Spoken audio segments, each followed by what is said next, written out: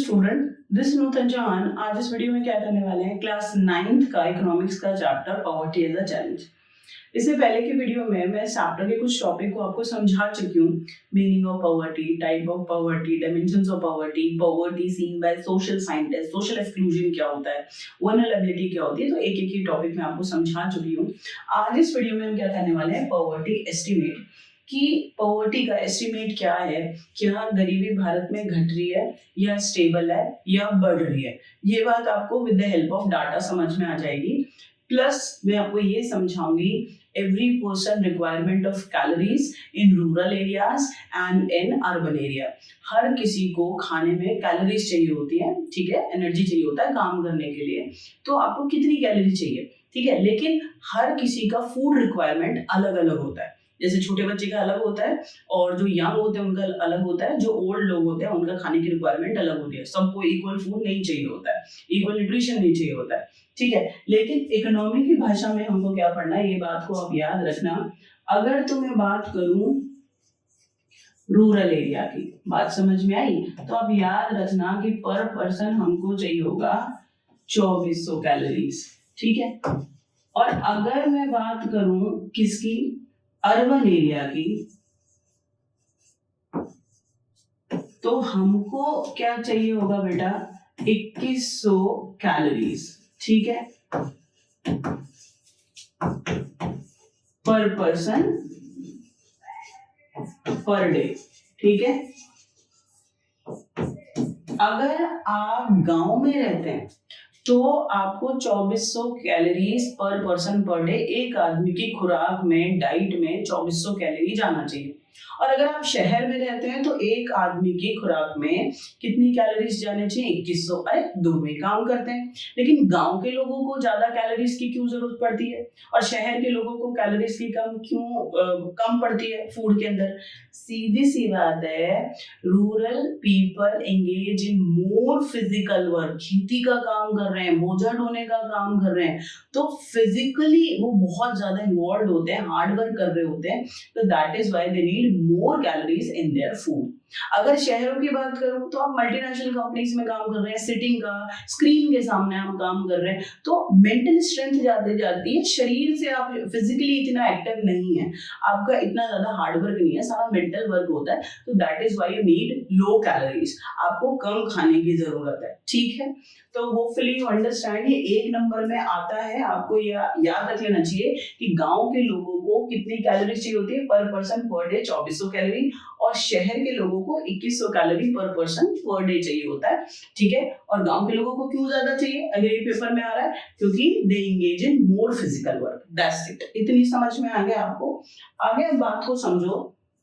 Poverty estimate बता रही हूं मैं भारत के अंदर, जरा देखो।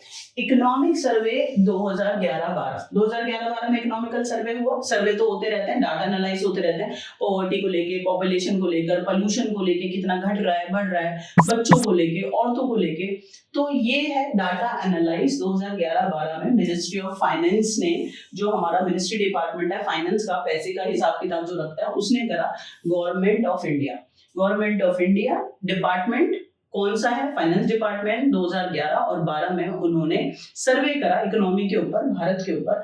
रिजल्ट क्या है जरा देखो। The poverty ratio in the year 1973 is 50% and 30% in 2009-10 which show decline of poverty। अगर तो मैं 1973 की बात करूं, पूरा उन्होंने एनालाइज करा शुरू से गरीबी को, तो अब 55% लोग गरीबी की रेखा के नीचे थे। ये बात आपको समझ में आ गई। प्लस आप दूसरी बात को समझो, और अगर हम देखें 2009 और 10 के डाटा को उठाकर, सिर्फ 30% लोग गरीबी की रेखा के नीचे हैं। तो गरीबी घटी या बढ़ी, तो ये आपके लिए बहुत होप और आशा की बात है, अच्छी बात है कि आपके देश में job opportunities, development opportunities government बढ़ा रही है, जनरेट कर रही है, एम्प्लॉयमेंट बढ़ रहा है, तो उसकी वजह से गरीबी घट रही है, ठीक है। तो 1973 में 55% लोग जहां पे गरीबी की रेखा के नीचे थे, तो 2009 और 10 में आके सिर्फ 30% रह गए। Is it clear? poverty ratio further came down about the 26% in 2000 and 36% in 1994. अगर मैं बात करूं कि पॉवर्टी और भी ज्यादा घटी है, वो क्या कह रहे हैं 2000, अगर 2000 साल में देखूं 2000 ईयर में तो 26% गरीबी घटी, और अगर मैं आपको देखूं 1994 में तो 36% गरीबी घटी। तो कुल मिलाकर आपको ये बात समझ में आ गई कि गरीबी घट ही रही है, बढ़ नहीं रही। ये अच्छी बात है। Therefore, the poverty ratio is the continuously decreases from 1974 to 2000. ठीक है, अब 1973 भी ले सकते हैं, ठीक है। तो hopefully you understand poverty estimate in India. बहुत इंपॉर्टेंट क्वेश्चन है, पेपर में आता है, बच्चे डाटा में घूमते रहते हैं कि अरे government of India, central government जो है उसके एक डिपार्टमेंट मिनिस्ट्री ऑफ फाइनेंस ने सर्वे करा कि भाई देखिए गरीबी घट रही है या बढ़ रही है। तो आपको बहुत खुश होना चाहिए इस बात पे कि गवर्नमेंट ने, लोगों ने इतने एफर्ट करे हैं, इतनी स्ट्रैटेजी बनाई है कि 1973 में जहां 55% लोग गरीबी की रेखा के नीचे थे, वहां 2009 से 10 में सिर्फ कितना रह गया, 30% लोग गरीबी की रेखा के नीचे रह गए। तो कुल मिलाकर दिमाग में सिर्फ ये बात फिट कर लेना कि गरीबी भारत में घट रही है, बढ़ नहीं रही। बात समझ में आ गया? तो ये बहुत अच्छी बात है, और अपकमिंग ईयर में विद मोर अपॉर्चुनिटीज, वो मोर डेवलपमेंट, गरीबी बिल्कुल खत्म हो जाए, इस बात की हम आशा रख सकते हैं। थोड़ा सा बड़ा चैलेंज है, ठीक है, लेकिन जहाँ आशा है तो होप बनी हुई है, तो माइट भी कल गरीबी आपके देश में से बिल्कुल खत्म हो जाए और आप एक डेवलपिंग से डेवलप्ड कंट्री हो जाए। तो आने वाले सालों में देखेंगे और होपफुली ऐसा होगा। नेक्स्ट टॉपिक के लिए मैं आपको नेक्स्ट वीडियो में आपको बताऊंगी। तब तक के लिए आप बहुत खुश रहो और पढ़ते रहो।